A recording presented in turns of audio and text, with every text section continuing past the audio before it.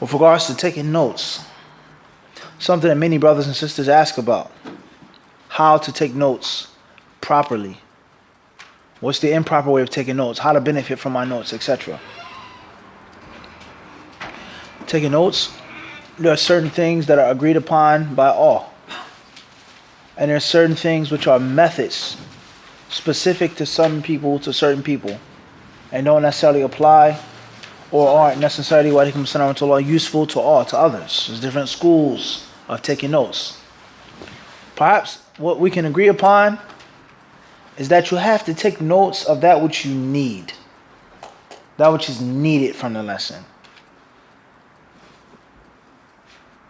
And there are other levels and other things that are considered to be extra. You don't necessarily need. So when it comes to that which is needed, then of course the thing which interests you the most, the thing or the reason behind you coming to the class or listen to the class online, thousands of other speakers, lectures, classes, live in person, why come to Hadith Disciple? What's the purpose of you sacrificing your time for Hadith Disciple live stream classes? So perhaps a starting point of what you need is the reason why you're here. I know I can only get this, Hadith Disciple. I can only find this here. So maybe that's one way of starting off. Another way of starting off is that which you know that you're going to forget. You can't remember this. I can remember that, I can remember that, but I know I won't be able to get this down in a week, a month, let alone a year, 10 years later. So that's one way of looking at what you actually need to write down. Another way is the traditional orthodox way, which is to write down the most important content, what's needed. The basic part of the meal which keeps you from starvation. And everything other than that is extra. Everybody understand this? Water and bread. It's the only thing you have to give a prisoner. No matter how much weight they lose, but they won't die. They'll survive. Everybody understand this? So as we said before, some people, they prefer that you write down everything. And others prefer that you only write down, as we said, what's needed. And then we differ on what is or what isn't needed.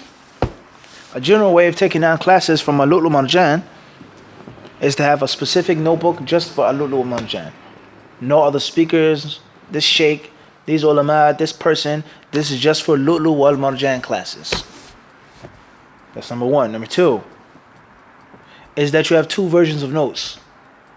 One version of your notes, if you choose to write down everything, you write down everything, or if not, 80% or 70% of the stuff, the main points, which we'll get to.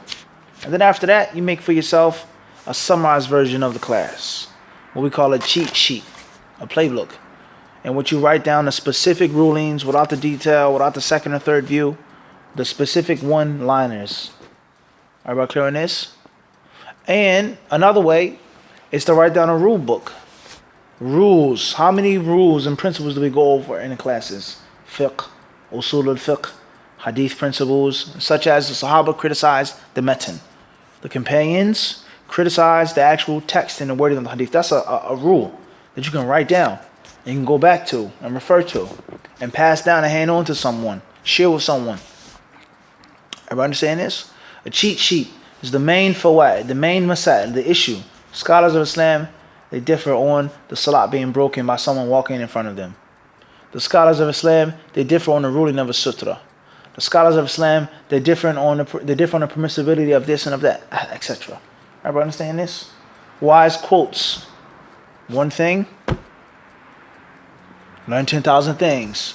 That's an example of a hadith disciple quote, a punchline, as they say. The brothers and the sisters, they say, yeah, punchlines. Everybody understand this? You got it or not? That's something you can write down and then expand on your own time. Everybody clear on this? As far as the traditional way, then of course you have the kitab al-masajid wa mawadi' al-salah. Then you have the bab. Then you take down the hadith numbers that we took in class. We took hadith number 298, 299, and 300. Then you write down the main hukum fiqhi that's extracted from all three hadiths collectively. And then you take the dilala of each hadith. The dilala. هذا الحديث يدل على كذا وكذا وكذا وكذا. And then after the dilala, what the hadith actually proves by itself. Not what's in the outside world of the comparative fiqh and the other hadiths. what the Sahaba did, the ijma', the madhabs, but what the actual hadith by itself proves. Based off of the Arabic language, and based off of the usul al-fiqh, and based off of the rules of observation and deduction. And then after that, he talks about masail al-hadith, or al-masail allati tata'allaqu bihadha al-hadith or bihadhi al-hadith. The issues that pertain to hadiths. From them is the issue of making salah in any place. Making salah in the 7 prohibited places. That's a mas'ala, that's an issue. That is not just taken from one hadith, but it's taken from collective hadiths. So for example, the Prophet ﷺ, it says that the spear was placed in front of him. And then after that, the umara, the leaders took it as a practice. هذا الحديث يدل على شرعية الصلاة إلى السترة. This hadith proves the legality of praying towards a sutra. The hadith of Abu Sa'id al-Khudri, when he hit the young boy in the chest and he complained, هذا الحديث يدل على تحريم المرور بين يدي المصلي. هذا الحديث يدل على وجوب رد المار. The obligation of stopping someone from walking in between you and your sutra. That's what that hadith proves. But does that mean that's the actual ruling according to the other texts and evidences? So when you study in hadith, fiqh al-hadith, let alone comparative fiqh, is 2 ways. One hadith by itself, and then you have what? The other narrations as well. So you take one hadith and you study it by itself. What it means, what it proves, what is extracted. Then once you've thoroughly done that, then you move on to the actual mas'ala, the issue of the hadith. What is the ruling on walking in front of someone while they are praying? Imam Ahmed said this. Sufyan al-Thawri said that. Kada, kada, kada. And the correct view, based on what we studied, is ta, ta, ta, ta, ta. So we have a dilalatul hadith. And then we have al-mas'alatul lati tata'allaqu bihadha al-hadith wa bighayrihi. Khairan, inshallah. Then you make the side notes on the margin of the page. That's another way, a method of taking notes, is taking notes actually inside of the book. Writing inside of the book and not in the notebook. To write in your book. We spoke about this before, a few classes, what we used to do in Medina. It's to write in the actual what?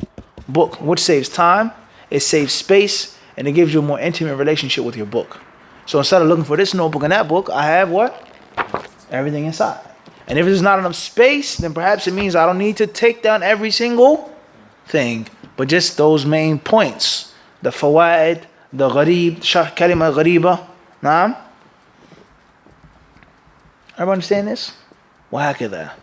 So the word, it says, وَأُحِلَّتْ لِلْغَنَائِمِ. The word غنائم, you could put on the side, make a footnote, put on the side. Jam'u, jim, ghanima. It helps you out when you're learning Arabic and you're studying Arabic. So that's another way of taking notes, is to write in the actual what? Book. And to put down the most interesting, exotic fawaid that caught your interest the most. Along with the main staple things to be taken from the what? Hadith. And then after time, when we finish a book, we just got finished Kitab al-Salah. So, let's see how many hadiths we have in Kitab al-Salah. We have from hadith 213 to hadith 298. Alright? How many hadiths is that? Alright? Starting with 213 to 298. Stopping at 297. That's almost 100 hadiths. So take the classes on those 100 hadiths, summarize it.